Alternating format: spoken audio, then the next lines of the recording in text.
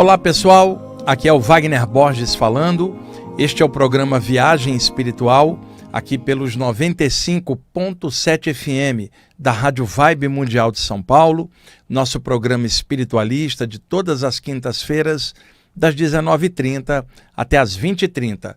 Hoje está aqui comigo o Euri, que está cobrindo a folga do Tomás.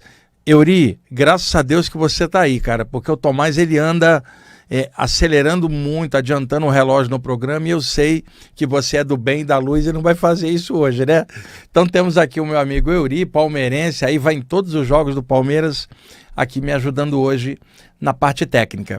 Pessoal, na semana passada eu falei sobre mecanismos dos assédios extrafísicos, falei no segundo bloco do programa sobre consequências do suicídio, e como vocês devem se lembrar, eu estava cheio de anotações de perguntas que as pessoas me fazem durante cursos, palestras ou lives, e eu separei algumas que são temas que podem ser úteis para responder as dúvidas de vocês também. Então, como na semana passada eu acabei aprofundando os temas que eu falei, hoje eu vou pegar esses temas variados e vou respondendo de um a um. Vejam, eu não tenho como responder pergunta individual por e-mail ou por Instagram. Não há tempo para isso, gente. Eu faço muitas coisas. As perguntas que eu respondo aqui, não é que alguém me perguntou diretamente e ligou para cá. São perguntas que eu tiro, pego de um aluno, de alguém numa live e vou juntando, porque eu acho que são temas que podem ser esclarecidos de forma geral, tá bom? Então vou tirar o programa de hoje agora no primeiro bloco para responder várias dessas perguntas. Um tema que é recorrente, e vocês que escutam o programa há tempos, sabem que eu já falei nisso muitas vezes, mas tem sempre gente novamente perguntando. É a questão da dilatação da aura do chakra frontal. Durante muitos programas, inclusive nesse ano de 2024 e em 2023, eu falei da dilatação da aura como um todo, a dilatação da aura das mãos, quando a pessoa sente como se as mãos estivessem grandes na hora que ela está passando energia com as mãos, o que é natural, a aura das mãos dilatarem, os chakras das mãos pulsarem, a aura dos dedos se esticar, dando a sensação que as mãos ficaram maiores. Tem aquela clássica sensação que os pesquisadores franceses chamaram de ballonnement ou ballonnement, que é a sensação da aura inteira estufar durante um estado alterado da consciência, ou na hora do cochilo, ou durante o sono. A aura da pessoa dilata, dando uma sensação que ela está estufando, crescendo, fermentando. E isso é muito comum para pessoas que trabalham com cura e também médiuns que têm uma dilatação da aura considerável comparada com as pessoas não desenvolvidas, pelo menos na parte mediúnica. Então, o campo energético ele se dilata bastante, e isso é normal. Assim também dilatam as bocas dos chakras principais, os 7 principais e os secundários. É possível ocorrer dilatações na aura dos pés, parecendo que os pés estão ficando grandes.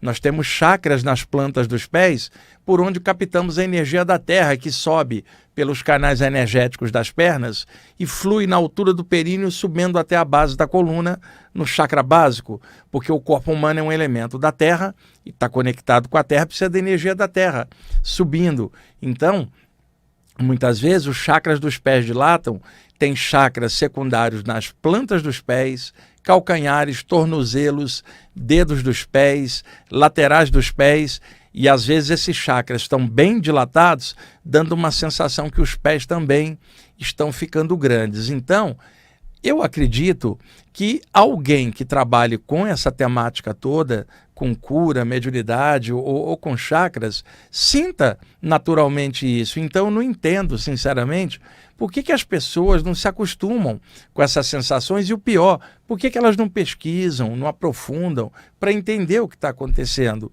Então, recorrente as pessoas me falarem das dilatações do chakra da testa, que podem causar repercussões, como a sensação de um pequeno coração batendo no centro da testa, e aí a testa é uma placa de osso, não tem nada mole ali para pulsar. E é claro que o médico legista vai fazer autópsia num cadáver e não acha chakra nenhum no corpo, porque estão no duplo etérico, no campo energético do corpo, e não na parte física. Estão na área psíquica e bioenergética, só que causam sensações por repercussão no corpo humano. Então, pulsação na testa, calor na testa, sensação que a testa está rachada ou dividida no meio, sensação muitas vezes nos chakras laterais do frontal, na altura das têmporas, acaba dilatando também, dando também pulsação nas têmporas, tudo isso como efeito bioenergético.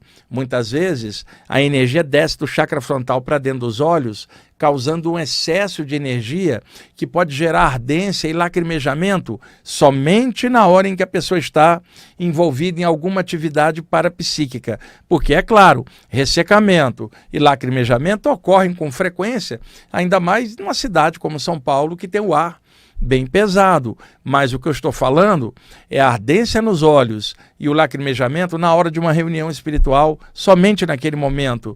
Ou quando a pessoa está meditando, aí é sintomático, é o chakra frontal com excesso de energia, ele descarrega dentro dos olhos e através do lacrimejamento libera esse acúmulo energético. Também já comentei, e eu estou já pegando a pergunta que me fizeram e ampliando em vários aspectos, a pessoa está deitada, caindo no sono, entrou num estado alterado, se vê paralisada, a catalepsia projetiva, e o chakra da testa dilata um pouco para fora e a pessoa começa a ver mentalmente lugares que posteriormente ela será levada pelos mentores extrafísicos para lá, assim que amortecer o corpo, ela sair, eles vão levá-la até lá. Então a pessoa já está conectada antes da saída com aquele local onde os mentores vão levá-la para uma certa atividade, na maioria das vezes para assistência extrafísica, usando o próprio projetor e suas bioenergias, aplicando-as em pessoas daqui do plano denso e do lado de lá, que estejam adoentadas, carentes e precisem de uma energia para poder se liberar, se soltar para outro plano. Então, muitas vezes, você está de olhos fechados ali entre a vigília e o sono, abre uma tela mental interna, um clarão, e você vai vendo imagens ou pessoas. E aí você vai caindo no sono. Daqui a pouquinho você se vê lá projetado instantaneamente, porque os mentores já tinham conectado, já estava tudo programado e agendado, só a própria pessoa que não sabia. Mas quando ela sai do corpo, ela sabe, uma parte dela sabe que aquilo já estava dentro do contexto da programação do trabalho dela com o grupo espiritual que superintende a tarefa dela enquanto ela está encarnada. Seus companheiros extrafísicos dão suporte nas atividades anímicas, mediúnicas ou projetivas. Então é comum esse tipo de clarividência viajoura, que é o nome que a parapsicologia chama, quando a pessoa está deitada e o frontal dilata e ela vê a distância.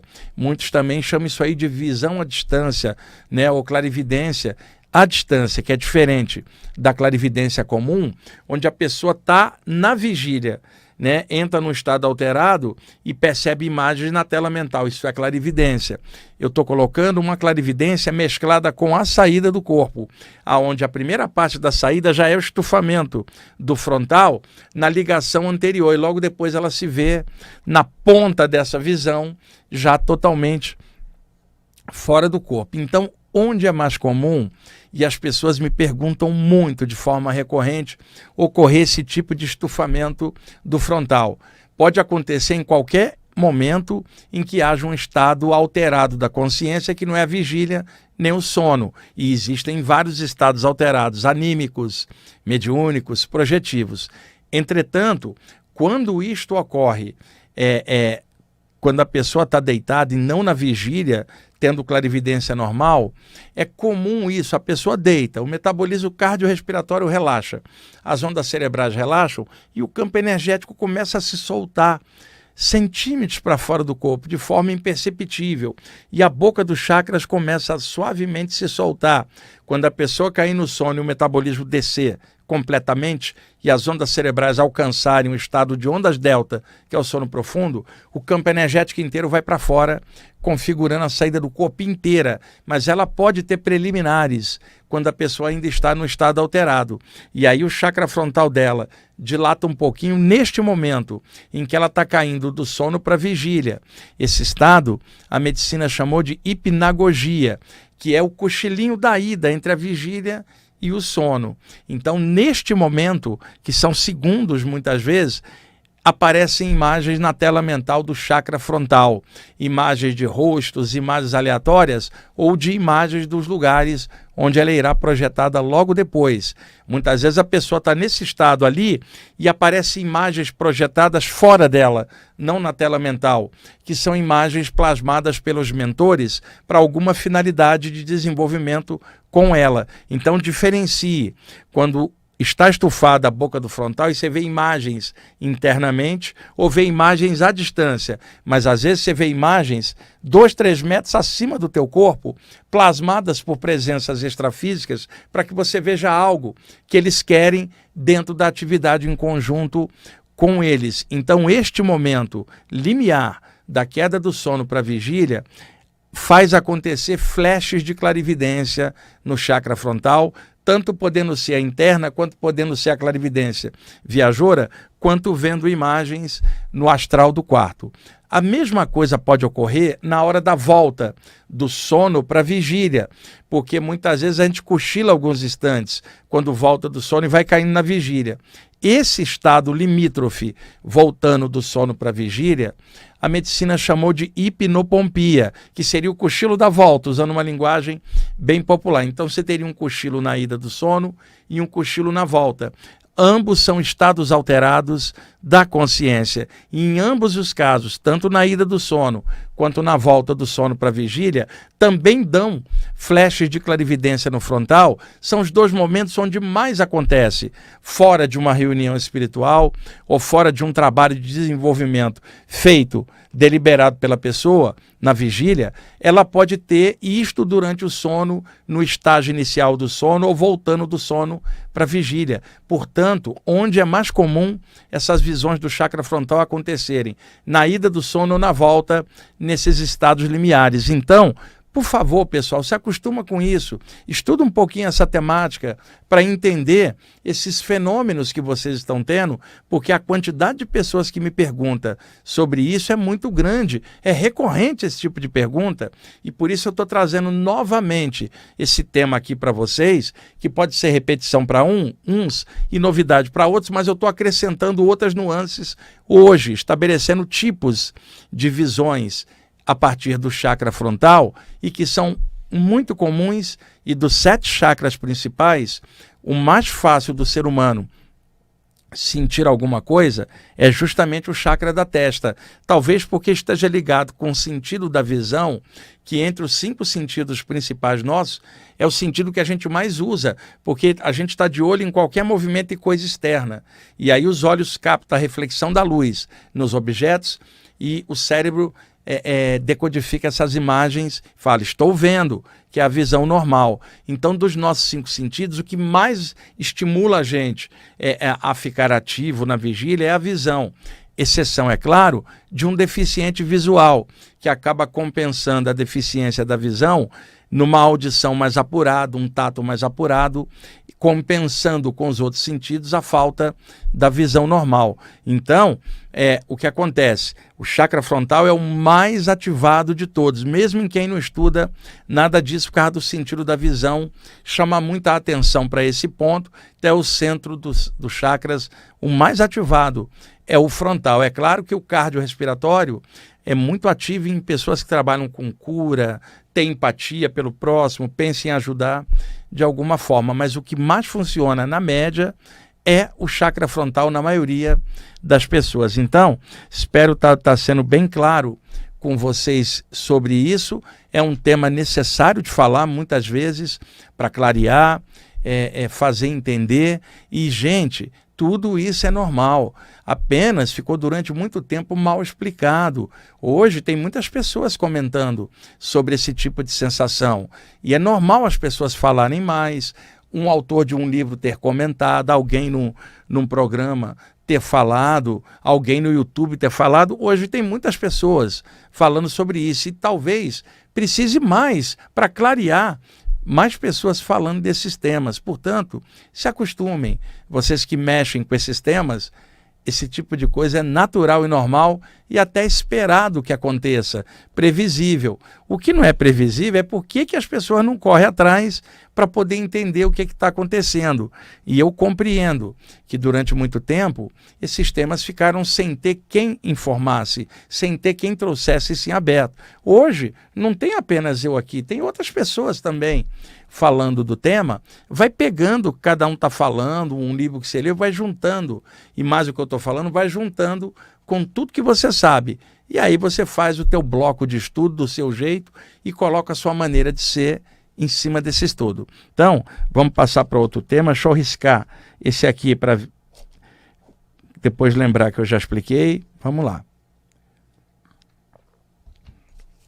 Pode acontecer também uma sensação que é muito comum com doadores de energia ou médiuns de efeitos físicos, que tem muitos fenômenos de ectoplasmia, onde de dentro para fora se projeta uma energia mais condensada, chamada então de ectoplasma, causando determinados efeitos físicos por repercussão. Não é o normal. O normal é uma pessoa irradiar energia do perímetro energético dela, da aura, irradiando. Mas quando as energias fluem de dentro, saindo das células e fluindo e se misturando, elas se condensam mais.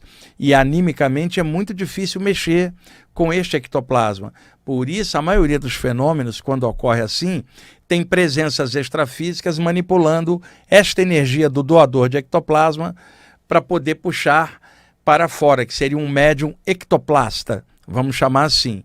E onde aparecem muitos relatos assim é na área espírita, mas também na área da Umbanda tem muitos fenômenos de efeitos físicos. E no Oriente Antigo há também relatos de muitos mestres yogis ao longo da história que dominavam essas energias e faziam efeitos físicos muito fortes. E há relatos também dentro do catolicismo de alguns homens e mulheres especiais, chamados de santos no contexto católico, e que também manipulavam esse tipo de energia, causando fenômenos que, naturalmente, ninguém entendia no passado. E eu não estou dizendo que são fenômenos iguais de um ponto para outro, eu só estou dizendo que tem um meio comum, que é a energia. Não há como fazer nada sem você envolver energia, não tem como, é um meio comum, independentemente da cultura, da área ou do tipo de fenômeno, aquilo é energia. E é um fenômeno parapsíquico, causando efeitos no plano físico. Então, pode acontecer, principalmente nesse tipo de médium, doador de energia, a dilatação da aura dos lábios. Os nossos lábios também têm um campo energético que é controlado pelo chakra laríngeo, que controla a região da garganta, laringe, traqueia, faringe, a boca, os dentes, a língua e os lábios. Então, muitas vezes, a energia sobe do chakra laríngeo e vem até a altura dos lábios, dilatando a aura dos lábios. E aí a pessoa vai estranhar. Igualzinho quando a gente... É muito comum em criança, né? A criança bater em alguma coisa ou alguém esbarrou nela, bateu nos lábios de alguma forma, e os lábios ficarem inchados. Ou alguém que, por exemplo, tive um amigo na infância, tomou uma picada de abelha no lábio e ficou com o lábio superior inchado. Então dá uma sensação de inchaço, de estufamento na aura dos lábios. E não é comum alguém parar para explicar isso, porque se fosse no chakra laríngeo ou no frontal, ela explicaria mais fácil. Mas está pegando uma região onde tem pequenos chakras ao redor dos lábios que dilatam. Dá uma sensação que a pessoa está ficando beiçuda, usando uma expressão bem popular. E existe também chakra na ponta do queixo, que está também submetido à ação do chakra laríngeo, e existe um chakra logo embaixo do nariz, entre a área do nariz e a parte superior dos lábios, tem um pequeno chakra ali também. E esse chakra, quando dilata, dá a sensação que a parte superior do lábio fica inflada, estufada, dando a sensação também de dilatação. Lá no Rio de Janeiro, quando eu morava lá, no meio espírita, tinham alguns médiuns que, brincando com essa sensação de dilatação que eles sentiam, diziam assim: ei, eu estou ficando trombudo. Você já ficou trombudo? Significando a aura desse pontinho abaixo do nariz e acima do lábio superior dilatou, parecendo que os lábios estavam ficando para frente, como se criasse uma tromba de energia, né? Mais maneira de dizer, uma analogia, mas era o termo que muitos médiuns usavam. Tromba ectoplásmica ou tromba energética. Eu sei que para algum de vocês isso pode parecer novidade, mas para vários de vocês que já sentiram isso, sabe que eu estou falando a real. E outra, eu estou falando e me direcionando para estudantes de temas espirituais, porque uma pessoa chegando no tema de primeira vez ou superficialmente, ela vai falar: eu não acho que isso é possível, porque ela não está dentro do meio, não está conversando com outras pessoas, senão ela veria que a maioria dessas sensações são mais normais do que ela imagina. Mas como a pessoa não participa de um grupo, seja esse ou aquele, ela não vai saber disso, vai ficar de fora teoricamente, falando: isso não pode. Pode sim, e vários de vocês já sentiram isso. Então nós já passamos do tempo de ficar tentando provar alguma coisa para quem está sentado num lugar só na internet e não está participando de nada para poder entender o que a gente está falando. Então estamos falando de coisa presencial, bioenergética, parapsíquica, sendo que pode acontecer até com a pessoa meditando, mas no caso, a meditação comum não vai rolar isso. Mas um médium que trabalha, ele meditando em casa, pode acontecer também, porque muitas vezes alguém que exerce a mediunidade em qualquer lugar, tá? Eu não estou falando de doutrina X ou Y, porque tem médiuns de tudo quanto é tendência em lugares e doutrinas diferentes. Ele está em casa, tá? A reunião dele foi 2 dias antes. Ele está ali meditando, um dos mentores que superintende o trabalho com ele, chega ali e começa a manipular uma energia, a aura do cara dilata, porque aquele mentor está exercendo uma influência sobre ele, e esse mentor puxa a energia para levar para alguém que está indo embora, uma assistência espiritual urgente. E aí o médium vai sentir a mesma sensação ali em casa que ele sentiria na hora de um trabalho mediúnico no grupo, porque ele é médium, é desenvolvido e às vezes ocorrem urgências. É claro que o trabalho dele é exercido em grupo, mas pode acontecer repercussões sozinhos. E outra coisa, aquele mesmo médium que frequenta um lugar 1, 2 ou 3 vezes por semana, ele está localizado num ambiente, que é o grupo que ele vai, que tem uma atmosfera espiritual, uma egrégora, um campo de proteção e mentores cuidando. Isso é diferente da casa, individualmente, onde a pessoa mora, que pode não ter aquele campo de proteção. Mas, se é um médium bem desenvolvido, essa proteção se estende até o ambiente dele e, eventualmente, vão rolar coisas. Não porque esse médium foi procurar que aquilo acontecesse, simplesmente os mentores vão até lá, e principalmente durante os momentos do sono, quando podem aproveitar o desprendimento temporário do corpo espiritual do médium para o outro plano e levá-lo para tarefas adjacentes ao trabalho anímico ou mediúnico. Então, imaginem que alguém frequenta um lugar 2 vezes ou 3 vezes por semana. Os mentores só vão poder contar com ela ali. Entretanto, ela tem 7 noites por semana, o ano inteiro dormindo. Eles vão aproveitar essas noites também, onde não precisa de um lugar, nem de horário. Acontece enquanto o metabolismo está dormindo, levam a pessoa para trabalhar do lado de lá. E como doadora de energia do lado de lá. Então é bom nós ampliarmos essas coisas, porque outrora o pessoal ficava imaginando que essas coisas só aconteciam num grupo. Acontece durante o sono muito mais, porque a pessoa está mais horas disponíveis enquanto o corpo está dormindo e diretamente do lado de lá. Então esses trabalhos se complementam. O trabalho anímico ou mediúnico aqui em grupo, o individual em casa e durante o sono misturando o anímico e às vezes o mediúnico na atuação fora do corpo. Por isso que é importante estar falando em aberto desses temas. Muitos de vocês experimentam tudo isso e não tem com quem conversar. E embora, como eu já falei antes, tem pessoas que hoje falam nesses temas, mas também não são tão comuns e não é tão fácil de você achar uma temática dessa, seja aqui na rádio ou seja no YouTube. É importante, então, estar falando isso para poder clarear para vocês. Euri, já estamos em cima? Gente, já estamos aí. Eu acho que o Euri adiantou o relógio também, mas tudo bem. Daqui a pouquinho a gente volta. Ok, pessoal? Estamos voltando com a segunda parte do programa Viagem Espiritual, aqui pelos 95.7 FM da Rádio Vibe Mundial de São Paulo. Eu sou o Wagner Borges, aqui na parte técnica hoje. meu amigo Euri, que está cobrindo a folga do Tomás, e na semana que vem ele vai cobrir a folga do Tomás novamente, o que é um alívio para nós, porque mesmo que ele adianta um pouquinho, não adianta tanto o relógio igual o Tomás faz, que o Tomás é cruel, viu, Euri? Você é mais bonzinho, né?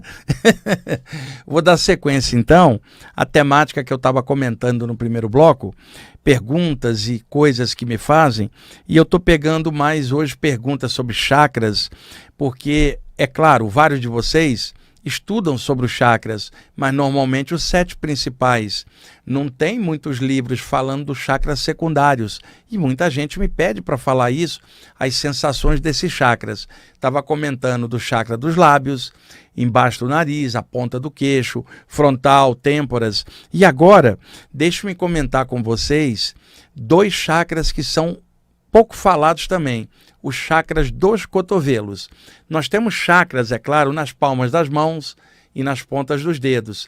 Temos chakras nos pulsos, temos na parte do cotovelo e na parte de dentro do braço, nos ombros, né? Temos aqui na parte superior dos ombros, já perto do pescoço também, laterais no pescoço e daí por diante. Então, chakras dos cotovelos, na verdade, é o ponto de passagem da energia que desce pelos braços para chegar nas mãos, passa pelos chakras do cotovelo. E cada chakra tem uma abertura para frente e uma contraparte. Então, tem um no cotovelo e outro na contraparte dentro do braço, na mesma altura para o outro lado. Esses chakras, tá, se eles estiverem com acúmulo de energia, a passagem de energia dos braços para chegar nas mãos fica represada e a pessoa já não consegue exteriorizar a energia direito com as mãos, parecendo que ela está entupida. E ela vai achar que às vezes é o chakra das mãos e na verdade são chakras dos cotovelos. Lembrando que os braços estão encaixados no tronco e a área do tronco é a área de ação do chakra cardiorrespiratório, que pega toda a área peitoral, né? E os braços saindo da área do tronco até chegar nas mãos, quando alguém projeta energia, o que está saindo das mãos está vindo do chakra cardiorrespiratório, muitas vezes captado do alto pelo chakra coronário. Esse fluxo desce até a área cardiorrespiratória e flui até as mãos. Mas existem muitas maneiras de passar energia com as mãos. Alguém pode passar pela própria vontade, alguém que tem bastante energia, nem precisa canalizar de fora, ela já própria é uma usina de energia, no caso um sensitivo de cura, precisa trabalhar a própria energia e irradiar para não acumular. Mas é claro que vai ter que abrir espaço para nova energia entrar, arejar e circular o sistema energético da pessoa junto com os chakras. Então, às vezes, o acúmulo da energia pode se dar nos chakras dos cotovelos. De vez em quando, gente, estica as mãos para frente, esticando os braços, e sente isso, a energia passando, vê se está passando livremente. E se notar que na altura dos cotovelos pode ter algum pequeno bloqueio, trabalha com a outra mão em cima daquele cotovelo, normalmente é num braço ou no outro, trabalha aplicando um passe dispersivo ou varredura prânica, ou aplica energia direto de dentro para fora para soltar e depois aplica no outro braço só para prevenir. E caso sinta nos 2 braços, utilize a energia do chakra cardiorrespiratório fluindo pelos lados e chegando até os cotovelos e saindo por ali para desbloquear. E uma surpresa, viu, gente?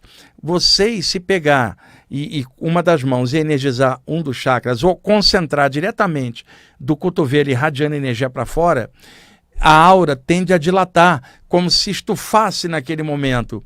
E aí você terá sensações como lacrimejamento, arrepio e bocejo, por causa da energia que estava represada e agora se expandiu. Experimente trabalhar os chakras dos cotovelos, às vezes, vocês que estão acostumados a passar energia com as mãos, em que método seja. Aqueles que trabalham passando energia diretamente pelos chakras, já não vão ter essa necessidade, porque já projeta psiquicamente diretamente pelos chakras. Mas quem trabalha com as mãos, de vez em quando, dá uma sentida nos cotovelos, vê se está tudo fluindo direitinho, e alguns de vocês vão ter várias surpresas trabalhando os chakras do cotovelo, que vai abrir nova sensibilidade que você não estava ainda acostumado. E outra, mesmo pessoas experientes, com trabalhos de muitos anos com bioenergia, mexendo no chakra do cotovelo, começa a sentir coisa que ainda não tinha experimentado, abre uma nova condição, e a pessoa pode até gostar e fazer disso uma prática frequente para ela. Precisa experimentar para vocês terem uma ideia, porque não é uma coisa tão comentada, não conheço nenhum exercício que fale dos cotovelos. É possível que tenha, eu não li tudo, é impossível, mas eu não tenho notícia assim próxima de alguém falando dos cotovelos, né? Embora eu sei que muitos de vocês sentem coisas, mas às vezes não conversa, os autores não publicaram isso em livro porque focam principalmente nos 7 chakras principais e os secundários o pessoal não dá tanta atenção, mas eles também têm sua importância relativa. No caso da passagem de energia, não tem a ver com os 7 chakras principais, porque uma pessoa pode sofrer uma amputação das mãos e dos braços e passar energia pelos chakras. As mãos não são áreas vitais, mas elas são áreas secundárias importantes para quem trabalha com algum método que utilize as mãos para passar energia. Daí aparece o lance dos chakras dos cotovelos, que eu acho que é uma contribuição legal para vocês pensarem um pouquinho, quem puder trabalhar um pouquinho em cima disso e ver a repercussão em si mesmo. Deixa eu riscar aqui mais esse tópico, vamos falar de outra coisa. Uma pessoa me perguntou por que na literatura da série Nosso Lar, do espírito André Luiz, passado pelo grande Chico Xavier, a série de livros, por que o André Luiz, em alguns momentos, chama o chamado perispírito na área espírita, ou corpo astral dos ocultistas, ou corpo espiritual do Paulo de Tarso, por que o André Luiz chama de psicossoma? E aonde está isso? É simples. Na série Nosso Lar tem 2 livros em que o espírito André Luiz muda o nome daquilo que era chamado de perispírito dentro da área espírita, nome esse cunhado por Allan Kardec no século XIX, a partir de 1857, com o lançamento do Livro dos Espíritos, depois o Livro dos Médiuns, e daí vai toda a obra de Kardec. E o Livro dos Espíritos, para mim, é um dos grandes livros da humanidade, né? Só lembrando que o capítulo 8 chama-se Emancipação da Alma, e a partir da pergunta 400 em diante é justamente sobre as saídas do corpo no enfoque espírita. E o que acontece? Allan Kardec chamou de perispírito aquilo que os ocultistas, desde o Paracelso no século XVI, chamavam de corpo astral. E aquilo que o Paulo de Tarso, em Coríntios 1, capítulo 15, versículo 44, chamava de corpo espiritual. Então, no caso, Allan Kardec quis criar um nome apropriado à doutrina espírita que estava florescendo. Ele chamou de perispírito no sentido de peri. Se vocês observarem no dicionário, vão ver isso. Peri, envoltório, película, algo que você envolve alguma coisa. Então você compra algo, você fala, embrulha, passa uma película em torno daquilo. E quando você fala periferia, em torno da cidade. Então, peri, envoltório. Se você utiliza a expressão perispírito, envoltório do espírito, ou seja, um corpo espiritual.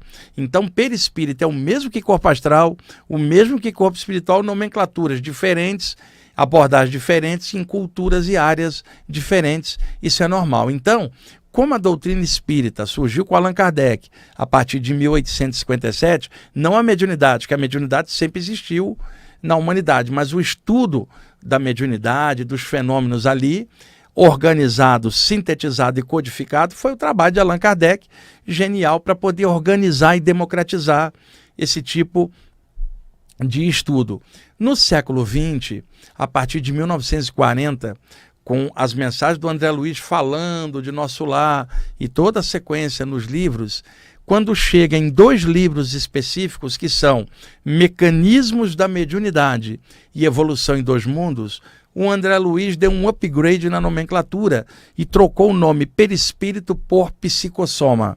Psicossoma é a junção de 2 palavras do grego, psique, que é alma, soma, que é corpo. Psicossoma, corpo da alma, tá? Corpo psíquico. E só para correlacionar, na ordem Rosa Cruz clássica, a Amorque, no 7º grau das monografias, se chama projeção do corpo psíquico.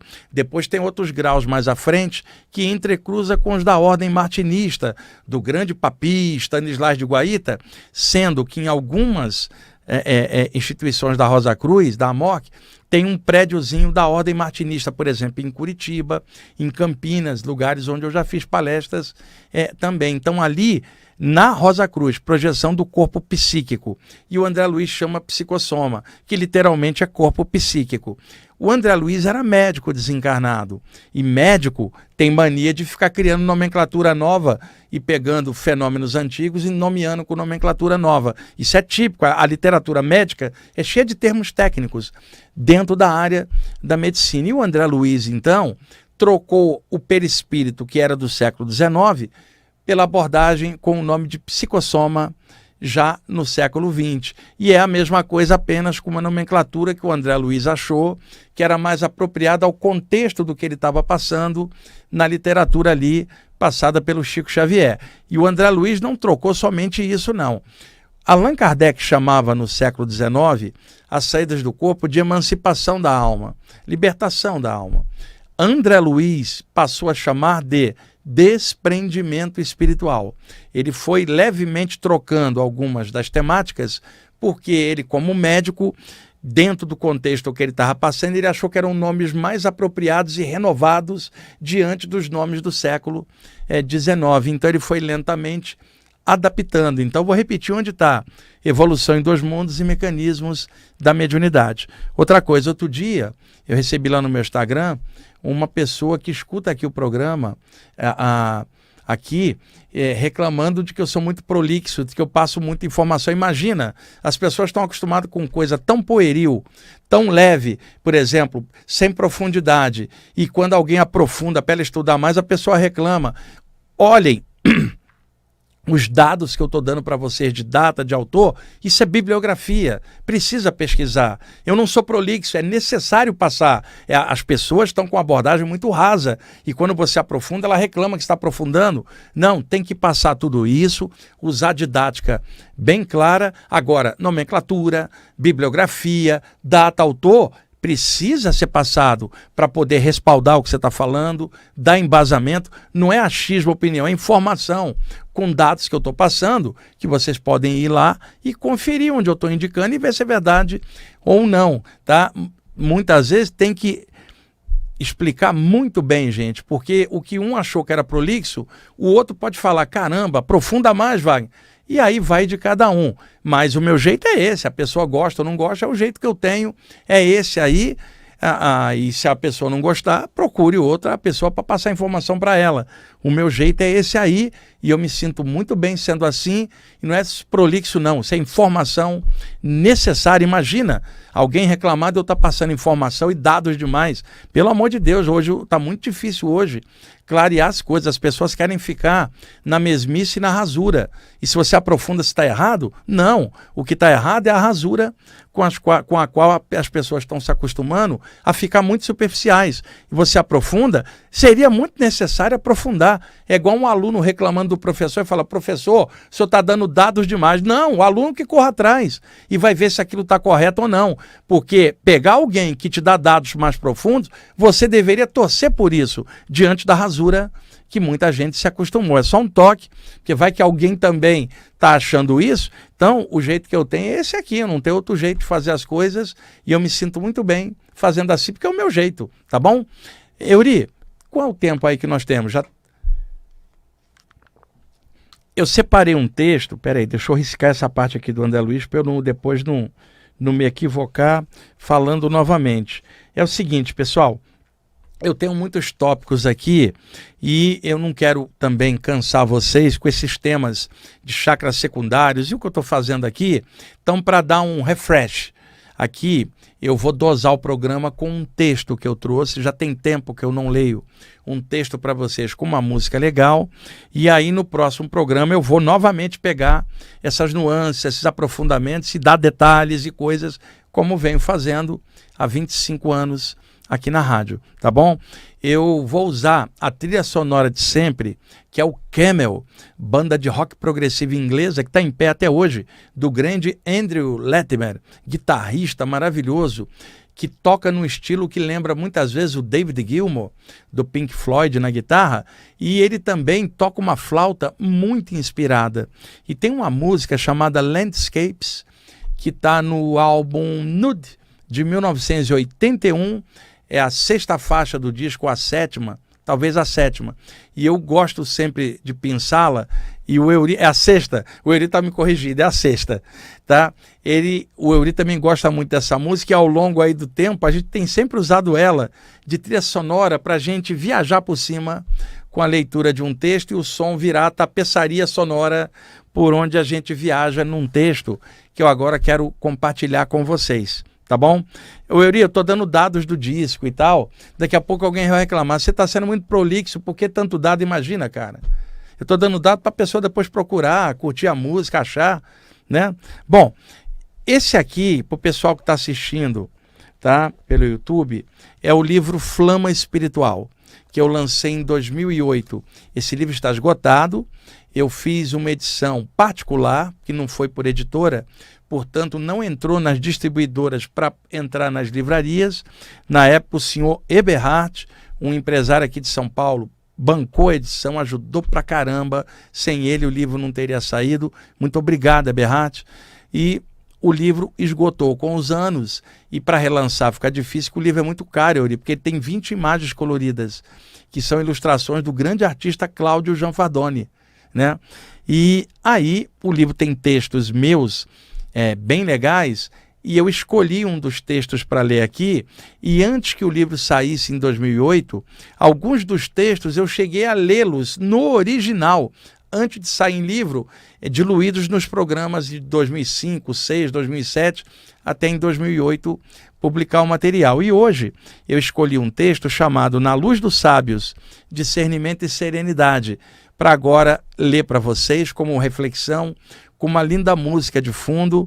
E o texto tem uma base, vocês que escutam o programa há muito tempo, e eu já comentei isso aqui muitas vezes, tem a vinheta de abertura e a vinheta de fechamento do programa há 25 anos, na voz forte do Toninho Nascimento, que faz aqui todas as aberturas, os jingles da rádio, né? Com aquele vozeirão dele. Toninho, que também é palmeirense, é parceiro ali de Eury, né? Quando o Palmeiras ganha, gente, que eu chego aqui, esses caras ficam insuportáveis aqui, ele, o Eury e o Toninho. Aí tem o Jean, que é corintiano, o Tomás, que não é nada, mas esses palmeirenses aqui, eles ficam zoando a gente aqui, e tomara que perca, viu? Para a gente poder zoar um pouquinho, né? Tá difícil, né, Eury?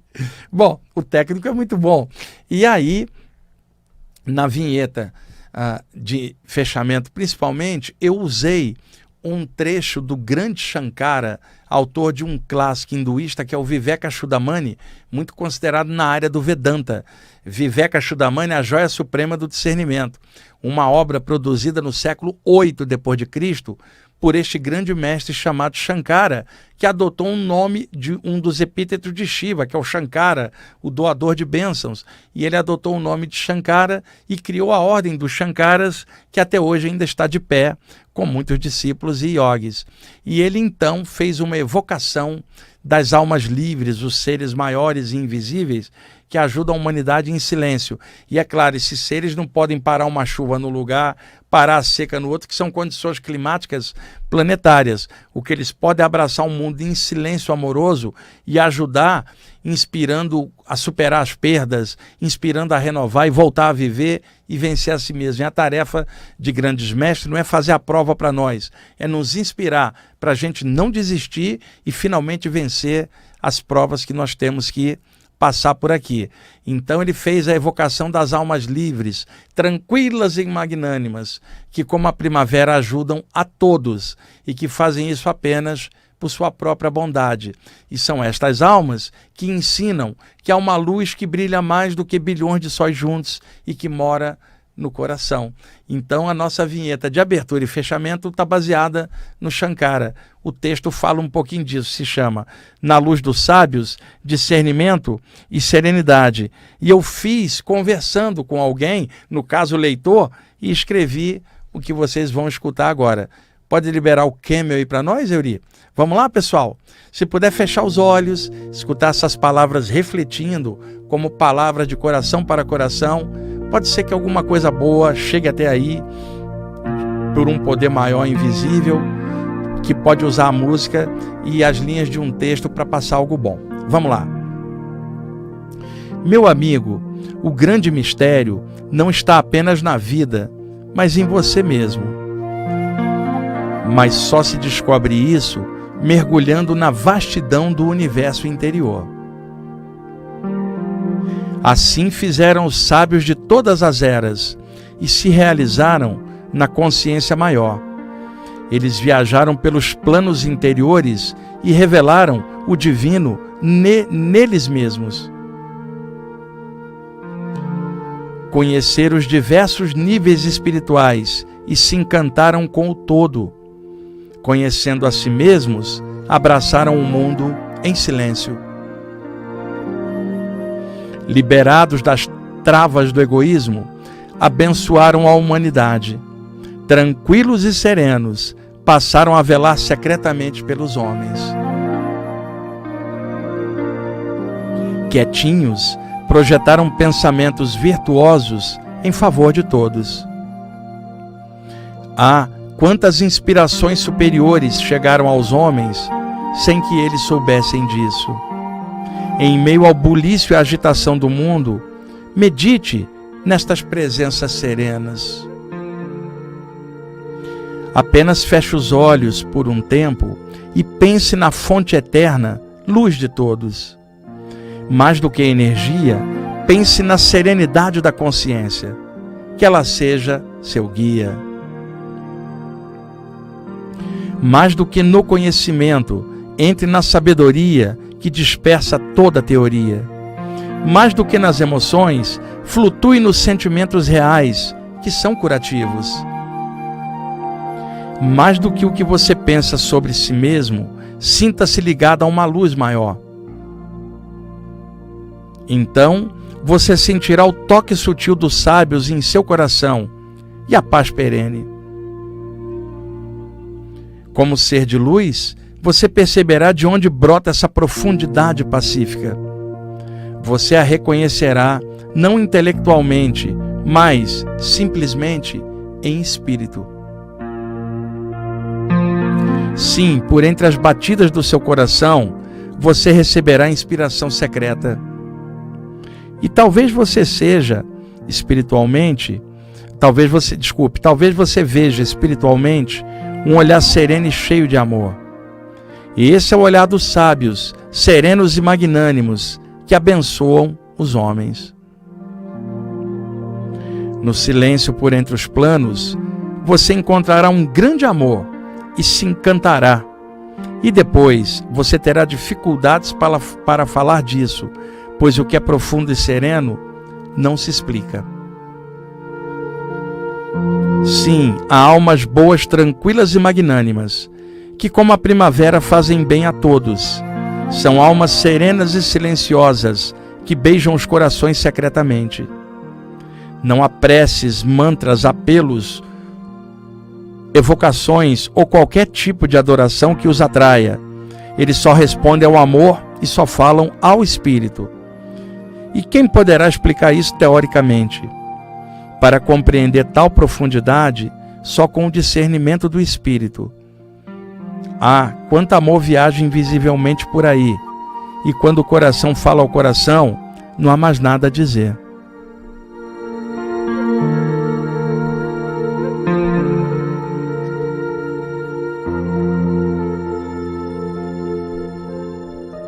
E assim a gente termina mais um programa Viagem Espiritual. Muito obrigado por vocês estarem ouvindo, assistindo o programa. Obrigado, Euri. E Euri, obrigado ao Camel por ter feito essa bela canção, né? Um abraço para vocês.